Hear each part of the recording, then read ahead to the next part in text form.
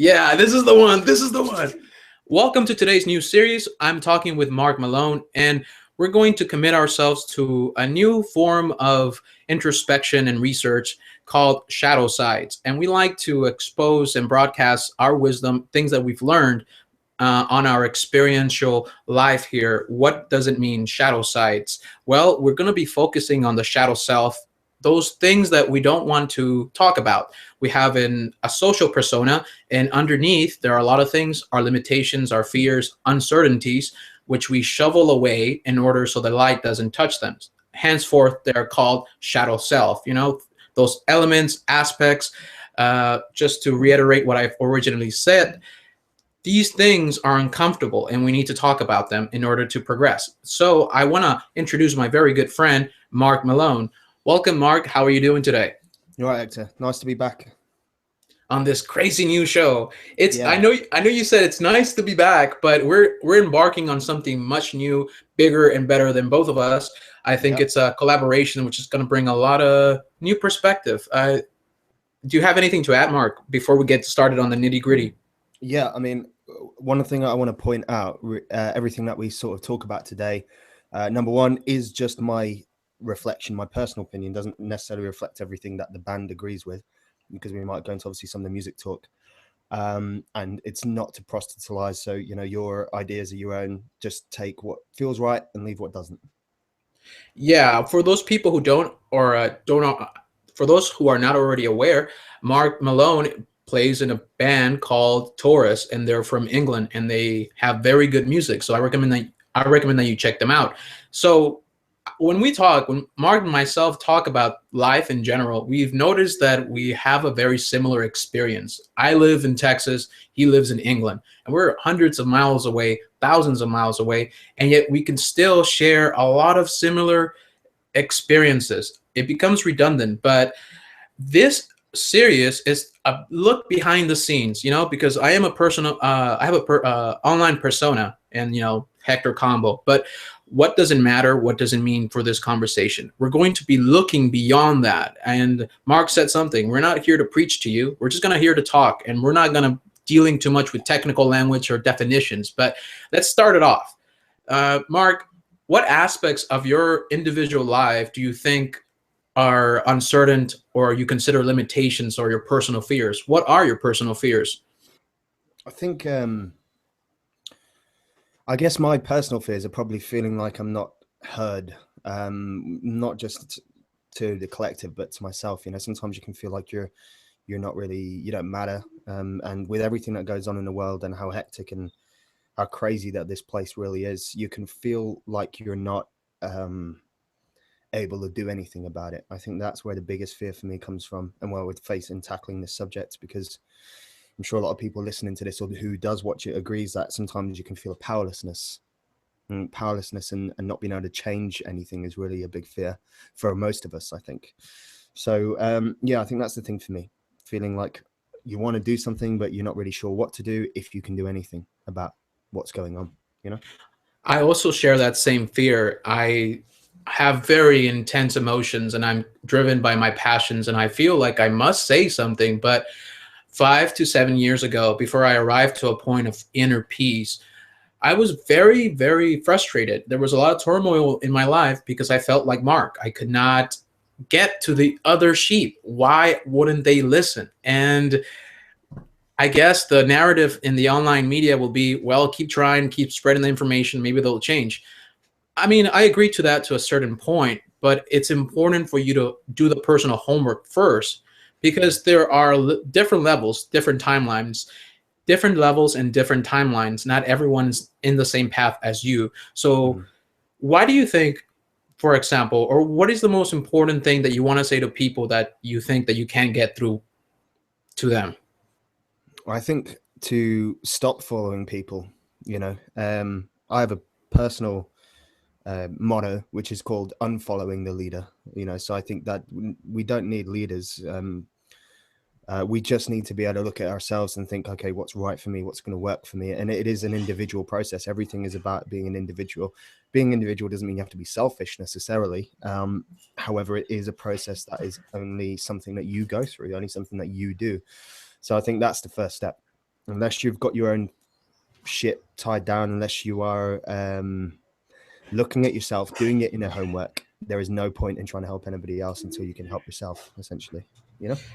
You said it in a very good way. Unfollow the leader. And what this show is going to be about is what psychologists call individuation. You need to remove yourself from the crowd and define yourself by your own terms and principles. Unfollowing the leader means removing yourself from those idols which you worship. It could be an alternative media head, it could be a band that you love, but the point here is that you're projecting things onto others which you are capable of accomplishing yourself. Mm-hmm. The music that Mark is doing and the talks or the research that I'm sharing is something that you could be doing as well, and that doesn't should not prevent you or limit you from taking action in immediate reality. Mark, what do you think about that? And what do you suggest to people? What do you think they should do? Well, I think one of the things that we can do is, to some degree, follow our hearts, follow our dreams, follow those ambitions that we're really passionate about.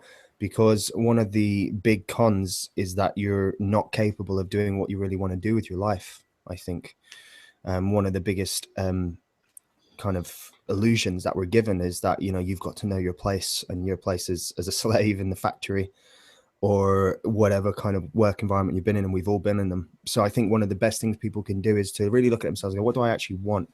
Not what my teachers have told me what I want, not what my parents have told me what I want, but what do I want when I'm 80 and I look back and I go, I'm proud of that. I'm glad that I did that with my life. I think that's the place that we could all get to. I think if we're all following our passions, and we mean what we do, whatever it is that we do, I think that's a big step forward for us all.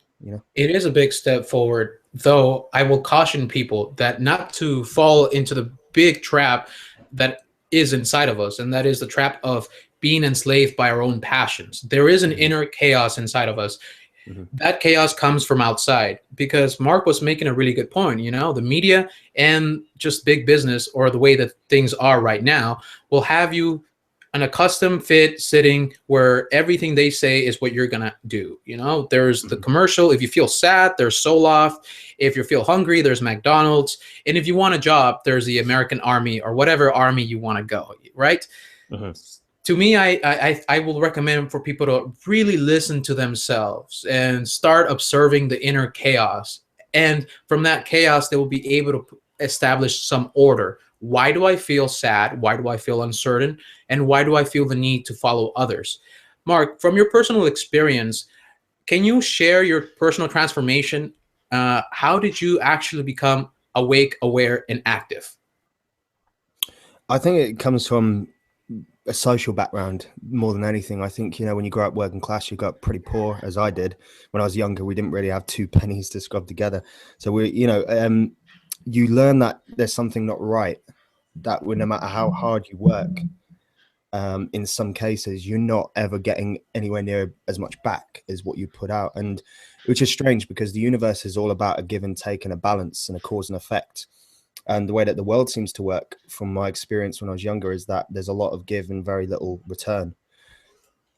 And we know obviously why that is, the way that society is structured and things like that. As I got a little bit older, I read a lot of books in certain subjects, people like David Icke or Michael Tsarian or whatever. And, that helped me kind of understand how things are structured and why they're structured the way they're structured. But again, those people may be wrong, but it is a good insight into how those things work, regardless of whether they're right or wrong. And I think that was it for me. And then, of course, being a musician, being an artist, my personal process with that information is go, right, so how can I break out of that? Because at the end of the day, I can't make anybody else, and it's not my place to make anybody else break out of that. And I'm not sitting on a mountain, cross-legged above it all. I'm not very much entrenched in it as much as everybody else. So all I try to do every day is think, all right, how can I free myself from my own experience, from my own thoughts, and from the thoughts that have been given to me that I didn't authorize. A lot of these ideas that I grew up with, I didn't consent to those ideas. They were passed on to me. So it's kind of a lot of deprogramming, and a lot of trying to find, as I said before, your passion, and find out, okay, so how can you make your difference in your own life and in your own way? We understand this world to be causal, cause and effect. There is polarity and there is a balance. There's death and there's life. And Mhm. that is also a reflection of our individual life. Mark, you were saying how there is so much to give. I feel like that's how you are. You have a lot to offer through your music. Mhm. And your personal experience has shown you how lacking people are. They only take and take and take, but don't give anything back. And Mhm. that's a parasitical relationship that a lot of people have with one another, whether Mhm. they're anarchist, libertarian, or whatever, whatever label they may carry. It doesn't make you a good person if you just take and take and give nothing back. Mhm. You have to balance yourself and ground yourself in that you're not only here as an individual, you're also participating in a community of individuals. And you made a really Mhm. good point, Mark. You said just because you're an individual does not make you an island. You need to realize your current background. Where are you right now? What's happening to this world as we live day by day? Well, if we really look at the perspective and the big picture of what's happening, it's slowly corroding and being corrupt because we are selling our energy and our time to false illusions. And Mhm. that's really what we want to do with this program, to deconstruct the shadow self in order to break away and create something much more holistic. I Mark, to agree. you personally, what do you think the shadow self is? Or, sorry, please continue. I didn't mean to interrupt you. No, well, it brings me on to a quote of Carl Jung, uh, where it says, the sole purpose of human existence is to kindle a light in the darkness of being. So it essentially goes back to that balance we're talking about, and you've got to find that balance within you first. In this whole point in the shadow side, and I've talked about this, and I've even written songs about this before, Taurus, and we've highlighted in this in the band as well. But yeah, that shadow side, that part of you that's repressed is repressed. That's really all it is. It sounds really mysterious when people talk the shadow side. That sounds so deep, and it's actually not that confusing. It's actually not that deep. It's the part of yourself that you're repressed, or you're repressing, largely because society is the way that it is, and there's parts of you that you ignore, and those parts of you ignore, they build and build and build, and they fester and they fester and they fester, and that becomes a shadow self. It becomes its whole own personality that you don't ever really interact with within you. And I think that that's one of the good things about being an artist, is we have to interact with that every day to be artists, to be creative, to dig deep. So I think historically, artists, musicians generally are in touch with that side of themselves more than the general public. But having said that, the reason people resonate with this stuff so much musically, and things like that, and because they know that there's something not right, that they know that there's something in these lyrics or this piece of art or this poetry that is speaking to them, and that something is not right in the world. It's like we all know it. There's an authentic part of ourselves that know that something isn't right. And through that repression, by not being ourselves, by not being free, we create that shadow self, and that shadow self has a lot of the answers that I think we need to look into, which is why I think that this is an important conversation. That's why we're having it, hopefully. Yeah. No, it is. It is a very important conversation, and I am very grateful to have you be part of this journey to build something bigger, like I originally stated.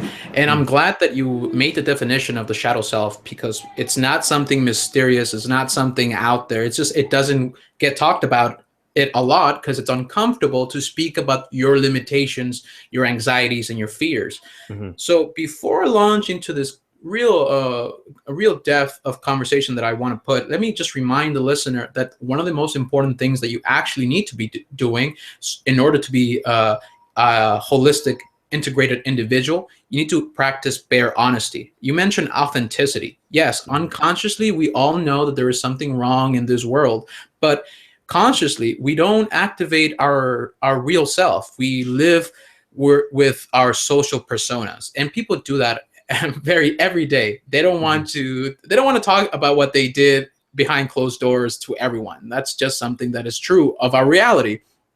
But Right. just think about how we come into being into this world. And there's a real reason as to why. I just want to explain why we do these things, even if we're unconscious or conscious about it. When we come into this world, our senses are brand new and they're overwhelmed with light, sound, feelings, taste, all of these sensory data. And that Mm-hmm. very much overloads our senses. So our own psyche, what it does, it tries to shuffle away a lot of the details and just continues to reuse patterns that one becomes habitualized, and so we forget about a lot of things, but we're still experiencing the moment to a certain degree. So in essence, what I'm saying is just the very same thing you're saying, Mark, but just expanding it, because it could be a conscious and unconscious thing. And if you really want to become whole, practice philosophy, practice a healthy skepticism. Who am I? Where am I going? And what am I doing? But more to the point, I don't want to get lost too much into my own ranting. I want to go back to something that you had said. Yeah. Just excuse me, because I have my notes here and I don't want to forget this thing. All right. No problem. The place that we live in, really, what does it mean to us? We didn't choose it, but we find ourselves in this circumstance where everything is inverted. What approach do you take at an individual level, Mark? What do you do to cope with the garbage that is left in our mind? Well, I think partly why I always wanted to be a musician, when I was younger, before I picked up a guitar and before I ever wrote a lyric, or definitely before I sang, I just knew there was something wrong. Again, it goes back to that background, and I think you can see something's wrong when the world isn't working for you. So for me, the way that I try to cope with the inversion is through art and through connecting with people like yourself, and through conversation and through honesty, as you said, and trying to be authentic. When you're honest with people and you can strip down a lot of these borders, I think it's a reciprocating kind of relationship, because when people see that you're honest, people are more likely to be honest with you. So I think some of us have to just take the first step. A lot of people are guarded. Again, part of the shadow self, people don't want to let a lot of themselves be seen by people, which is fair enough. I understand that. However, we do need to make the step. Some of us need to make the step to be honest and break down a lot of these walls, and then other people will feel more comfortable doing it, because people are afraid of being attacked, I think, emotionally, psychologically. And, I'm not in the business of that. Nobody I associate myself with is in the business of that. We just essentially all want to find our way. We're like monkeys in the dark room trying to find a light switch. That's what the human race is, so all we're trying to do is find that light switch together without knocking into each other so much. And the way to do that is, I guess, through honesty and just breaking down a lot of barriers. And the biggest barriers are in here, not walls that stop America and Mexico, not European borders. The biggest walls are in people's minds. And this is what needs to be fixed. Everything out there is fixed when everything in here is fixed, as far as I'm concerned. I'm no expert, but that's what I've seen in my life, and that's what I've seen across the board, Mark, yeah, I want to approach every point that you said. One of them is you are an expert. You're an expert in your own immediate reality. Your existence is what all you know. We speak about love and manifesting love and being the leader, but ultimately speaking, the only person that you know is yourself, and that's not a big issue. You need to understand that's your limitation. You can't necessarily absolutely understand every single emotion and drive of an other individual. The ideal is empathy, sympathy, effective communication, and that's where we are right now. One of the other points that you were talking about, which is so important, it's all a perception. It's a matter of perception. We're battling the perception that the use of violence or self-censoring is a good idea. People will use violence, that will self-censor.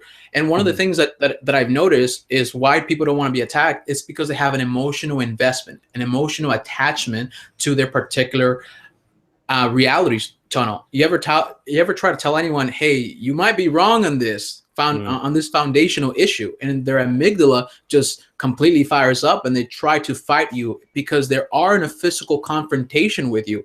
In figurative sense, they are actually battling for their own survival. See, they identify with their ideology. And I have seen this from other people who call themselves libertarian, anarchists. They will say, I believe in freedom, but their individual existence or the way that they conduct themselves is obviously anti-freedom. And I would say even, they're kind of being assholes. And if you permit that, do you see this a lot, Mark? Do you see people who are preaching the good word, but in practice, they don't follow through? Yeah, I'm guilty of that as much as anybody else. I think the difference is I'm not preaching. And so as much as I'm guilty of for lack of a better word, committing the same sins as everybody else.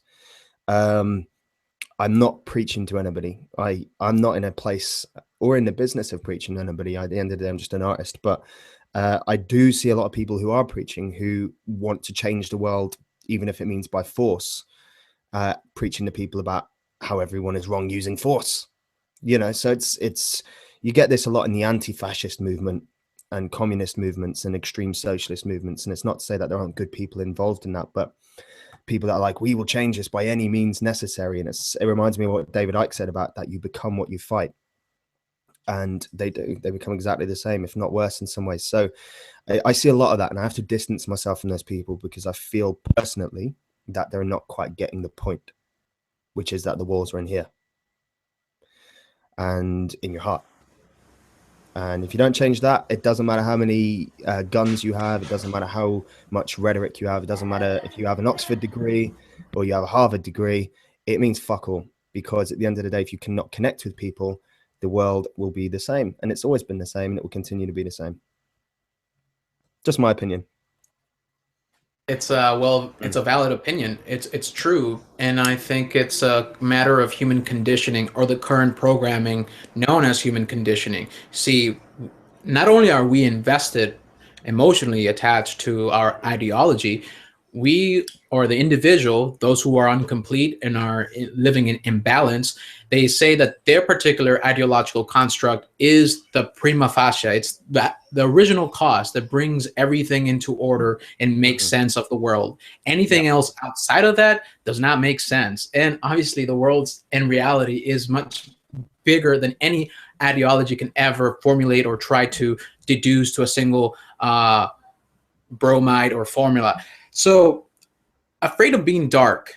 I think I wanted to say these just this epitaph, which is that we're afraid of the darkness, but the darkness is inside of us, and it is that darkness that allows for the light to come in. And I'm not saying one way or the other or preaching to you anything. Marx said the biggest folly is that we preach, but then we don't conceptualize our own blind spots. We don't look into our blind spots because we're so busy preaching. My personal approach is that project onto me. I will be the one taking the first step. I will show you my weaknesses, my limitations, my anxieties, and my fears. In that sense, I'm presenting to you the alternative. I'm showing you that I am capable of overcoming these fears, these anxieties. And it's not, and I'm not here for the sake of vanity or narcissism. To me, my personal life is a work of art that needs to be continuously improved upon. And even if I have to throw away years of experience, I will continue to rebuild. That's not an issue. The issue is when I am afraid and I let that fear overtake me. I recommend, or I suggest to anyone who really wants to appreciate what I'm saying, is take account of what are you afraid of. Make a list if you have to, and try to live on the edge. Face those fears. Slowly flirt with your inner darkness. I'm not saying conjure up a demon or any of that. I'm talking about the darkness, ignorance, irrationality. Mark, what do you think? I'm glad you made that point, because I wanted to make this point before.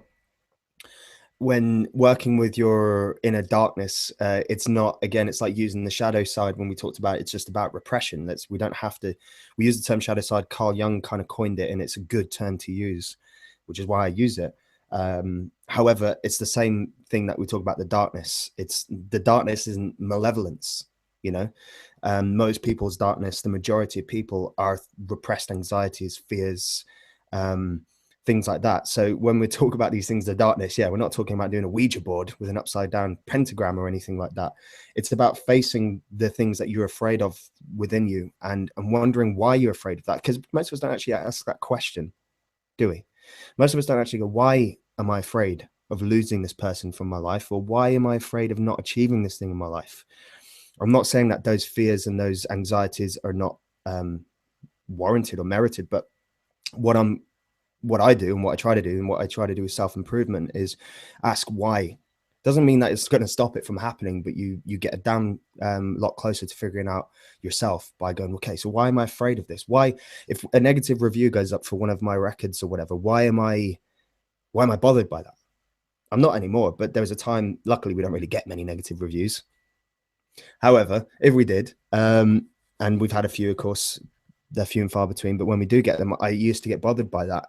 And I'd ask myself why. And it's because I cared about too much about what other people thought.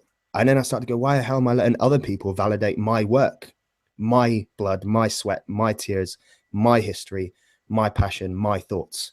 I own it. Nobody else owns it. It's mine. Whether you love it or you hate it, it doesn't matter to me anymore. Still, buy some of my stuff and come out and see me live. But, you know, you get the point. Generally, it's the point is it's not about letting other people validate your inner being. And you've got to validate yourself, because nobody actually can validate you. Even if you think it is, really, you're just validating yourself thinking they're doing it. So I think that's really what it comes down to, facing this inner darkness, facing this inner question. And you can do it through plenty of mediums. You can do it through kickboxing, you can do it through art, you can do it through whatever. But essentially, it is the way to, you have your own peace. And if you have your own peace, you have peace in the world, you know, and that's where it comes down to. And that's why we're talking about not using the tools that they've given us to fight them. These people in control and these people that are fucking up our lives every day. We can't use the tools they've given us.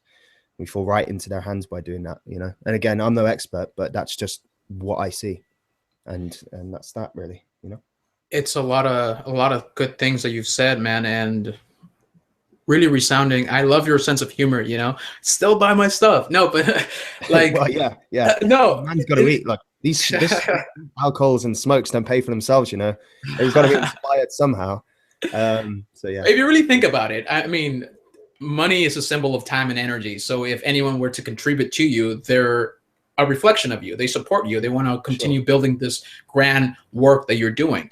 You know, we speak of darkness, and you said it in a very good way. It's nothing like malevolent or any of that, but it does kind of deal with the negative aspect of humanity. One of the biggest, or two of the biggest things that I find, or I should say, three of the biggest, most concerning elements in humanity is their ignorance, their arrogance, and just their laziness. Those are the three things that I can consider to be vices, and just, you know, they're the mechanisms which power the darkness within ourselves. Because what really prevents us from studying our own desires? Well, our laziness. What prevents us from, you know, taking criticism? Our arrogance. We don't want to be hearing anyone else. We want to hear ourselves, because we believe that our individual voice is the only voice that matters, like I had stated before. And then you speak of of seeking validation. And as I previously said, you can't fully understand the conscious existence of another individual. You can relate to it. But when you're seeking validation from somebody else, you're seeking something that is not there. You're seeking something that is inside of you, and you're projecting it onto somebody else and using that same mask to say, well, they said that about me, so it must be, it confirms my existence. What do you have to say about that, Mark? Well, yeah, I agree 100%. I think I can equate this to the music industry and the current music climate really well, because we've played with some amazing bands, you know, people that are super talented, far more talented than I am. And one of the things that I've recognized with the people that are particularly talented is they really just don't give a shit about any of these things. And partly that's what we do in Taurus, and myself on my own. One of the things that we do is we don't really care. We don't write music for radio. We don't write music for good reviews. I'm so grateful for all the people that have given it good reviews and that kind of thing. But that's not the aim. Aim is just to do the best thing we can with what we have. And we're on this earth very, very, very, very short time. So I just want to be able to be proud of what I've done with that time. With a lot of bands, especially now more than ever, I think they are trying to be replicas of other bands. They're trying to be Nickelback 2.0 or Diet Metallica. Oh my God, please, no. Yeah. And the issue is with this, of course, you have so many copycat bands now, and so many artists that sound like other artists, to the point where you can't tell the difference anymore with a lot of people. Their individuality has been sold out for success. And this is the issue, and this is why there's not a lot of inspiration in a lot of bands nowadays. Again, I'm not saying all, we've played with some amazing ones, but in general, the scene is flooded, the industry is flooded with these kinds of people. And I guess it comes down to them seeking validation, as we said, people seeking validation. Oh, make it. I'm worth something, rather than being worth something and then making it. You know, even if you just reverse, even if you just reverse those things, it changes the dynamic completely on what you've achieved, and what you, and how much you care about what you care about. I've always thought that passion sells and passion breeds followers, you know, and that kind of thing. And ultimately, I still believe in that. I think that's something that's timeless. And I believe that if you're just passionate and you continue doing something, you do it well, you know, the universe will look after you. Yeah, Basically. most definitely. What you put out there is will be back to you. And I don't want to use superfluous, puffy language. Like I want to really put the point out there. If you're committed to your own individual passions and your balance, Yeah. and you have healthy skepticism, and you continue to challenge and overcome yourself, then good things and bad things will come to you. But you'll be prepared to meet those challenges, and you will overcome them and be a more holistic person. That's the whole idea here. People will sell themselves short because they don't have anything to sell. So they they don't value what they have, the real passion inside of them. They look for a leader because they're uncertain. They're looking for a sign from something outside of themselves to take action. So that's why we're so caught up following the program. We don't ask ourselves, why am I doing this? On my neck of the woods, man, there is a problem with childhood teenage pregnancy. I know it seems like a left field topic, but it's relevant. Sure. See, when these teenagers, they fornicate, they do the coitus or whatever, they copulate and have a child, they don't know what to do with what they have. So they look to their parents, they look to their religion, they look to this and that. Sure. And instead of actually building a nice new soul and, reconnecting and having an alchemical marriage, no, they look for something else. And they'll get a religion. They'll say, okay, now I'm covered because I already baptized them. I already did that. I don't have to do anything. I don't have to take care of them. When I guess let me use another more specific example to my own individuality, my own existence. I have noticed that when I try to do something that is not becoming from me, I don't have as much fun with it, and a lot of the substance that I expect from it doesn't really follow through. I have to do something spontaneous, something inside of me, and then I just go with it, follow my passion. But I have to remind people, just be cautious, have balance, don't be enslaved by your passions. That's one of the issues I want to finalize our conversation with. Mark, in your own experience, have you ever been enslaved by your passions? And if so, how do you break free? Yeah, I have. It's an interesting point that you make, because I was going to quote another Carl Jung piece here, and it talks about our lack of knowledge about ourselves and being enslaved with your passions. I mean, your passions can be music, they can be women, they can be drugs, alcohol, whatever. And I think covering the topic of self-medication will be good for us to talk about as well. But Carl Jung said, we need more understanding of human nature, because the only danger that exists is man himself. He is the great danger, and we are pitifully unaware of it. We know nothing of man, far too little. So because we know, we don't ask the questions that I said earlier about why do I love what I love and why do I fear what I fear? Because when I ask those questions, we know little about ourselves, and therefore we go down wrong routes a lot. We go down paths that are not good for us. And I've done this time and time again. So again, I'm not in a position where I'm telling people they shouldn't do it, because I've done it all the time and still continue to do it. But it's good to observe and say, okay, why do I go down this path? Why do I keep doing these things that may be destructive to myself or to other people? Or why do I do these things? Why am I passionate about this? And why am I following this passion so blindly? And this goal is so important that I'm willing to also be destructive for it. As I said, this whole sold out, your soul isn't literal necessarily, but it is a good metaphor to say that you can sell out your values and sell out your own being and your own integrity for success, thinking that's going to validate you, thinking that's going to make you a better person. So yeah, following your passion can lead to a lot of destructive things, unless you know why you're passionate about it, unless you know why you're doing it. You know why you're doing it, and you're within yourself, you know why you're doing it, and you're happy about it, and you understand it. It's like a spiritual experience, but you need to have that understanding. And again, as Carl Jung said, I think the biggest danger in the world is not any of the things that people talk about in the news. It's the fact that we have no understanding about ourselves. And, you know, as you said, you know, the great danger is how we're unaware of man, you know, essentially. We need to understand what is the context. What is the context of the time and now that we're living? Who are we? That's an important part. And I like to follow up with those sentiments and say, yeah, I mean, another part of the problem of this is once we're empty of passion, or we have no passion, or we're frustrated by the passion that we're leading on, and we lack the context, we will look for spirits, and either it will be alcohol, it will be drugs, or it'll be, you know, women or men, whichever you're into, you know, no judgment here.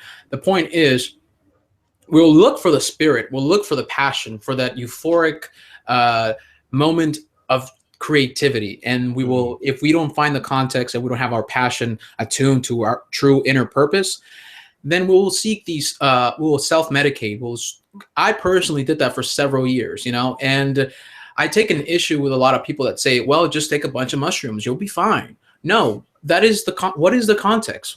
Yeah. If you don't have an intention to do if you don't have an intention or the focus, then you're not going to have the substantial reward that you're seeking with the use of psychedelic tools. But even beyond that point, or before we go to that point, we self-medicate because we lack the spirit, the spirit of rebellion, the inner drive of creativity. What are your final thoughts, Mark?